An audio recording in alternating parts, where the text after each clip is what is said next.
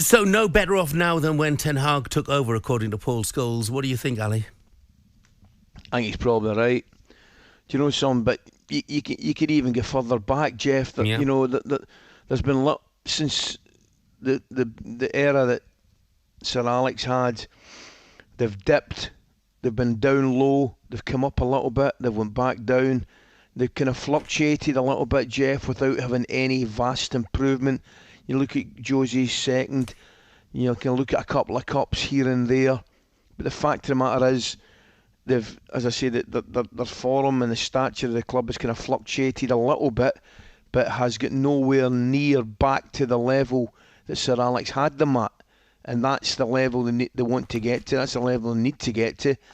And they're miles off it. You can, I couldn't argue with anything at all that Paul said there. I mean, if you look, obviously Ole Gunnar Solskjaer wasn't the immediate predecessor, because Ralph Rangnick had a spell there. But when they sacked Ole, they were 7th in the Premier League table, 17 points from 12 games. Not great at that stage.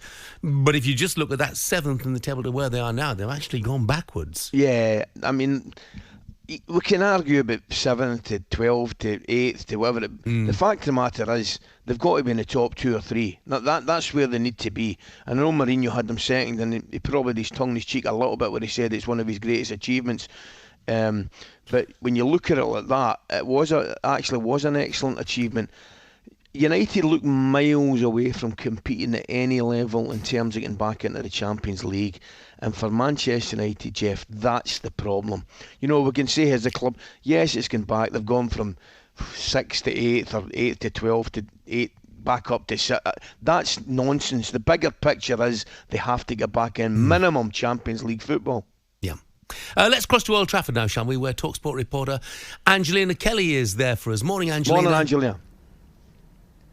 Good morning, guys. How are you? Yeah, we're good. So what do you sense is the feeling? Would people be excited about Ruben Amorim being the next boss? I think so. I mean, the majority of Man United fans are just glad that Erik Ten Hag has gone, as harsh as that, may sound. Nothing against the guy personally, but it clearly just wasn't working. I think people are excited because when you look at his style of play, it's more a 3-4-3 situation. Matthijs de Ligt has already spoken about that back when he was at Bayern Munich, about how he's comfortable playing in a 3.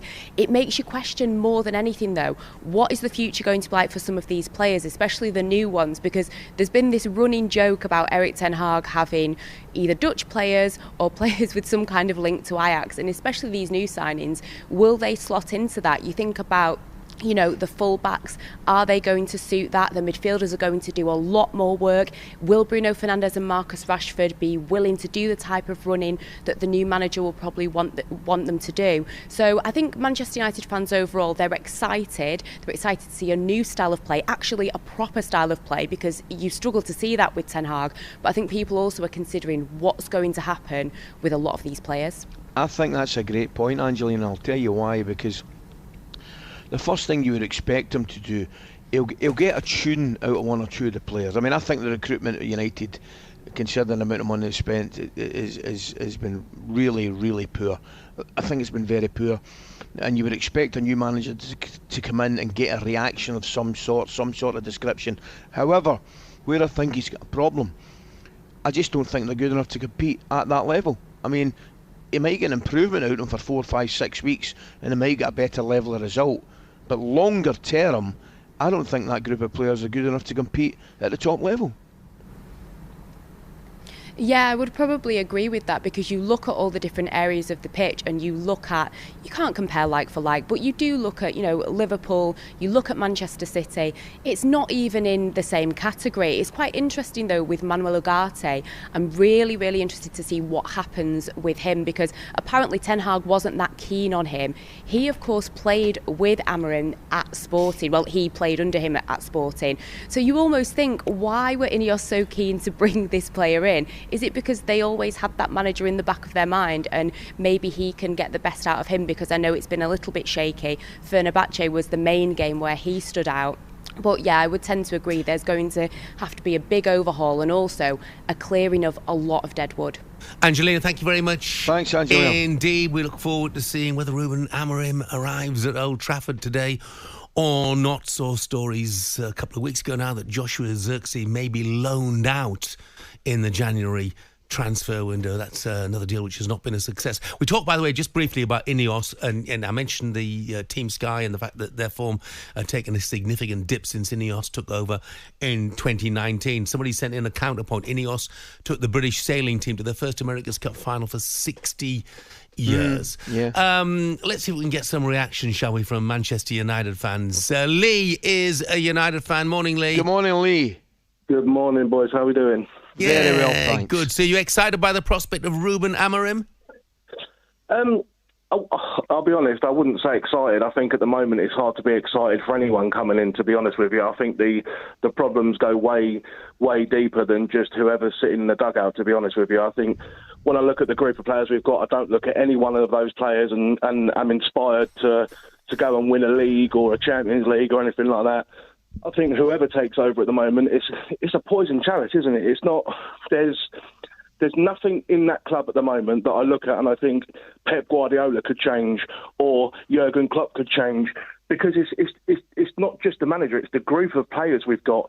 Now, over the years, we've been spoiled with a deluge of success with Ferguson, so the expectations, let's say, are pretty high.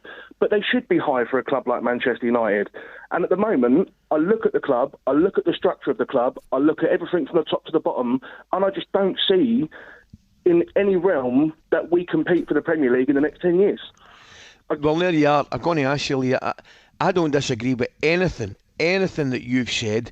And the question I've written down listening to you there, how long do you think the project would be to? You're going to have to change. It sounds like you think, and I don't necessarily disagree with you.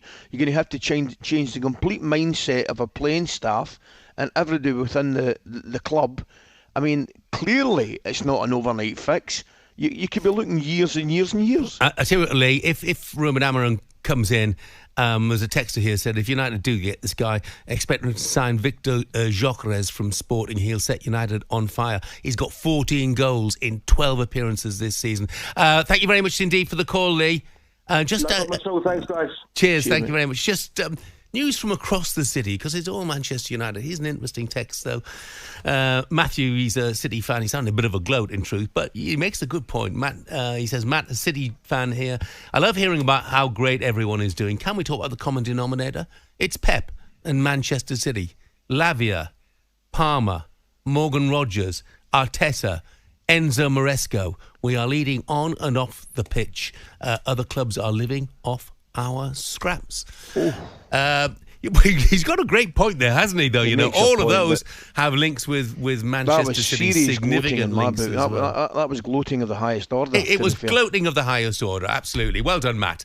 talkSPORT Breakfast, waking you up Monday to Friday morning from 6 a.m. on AM, on DAB, via the talkSPORT app and on your smart speaker. talkSPORT.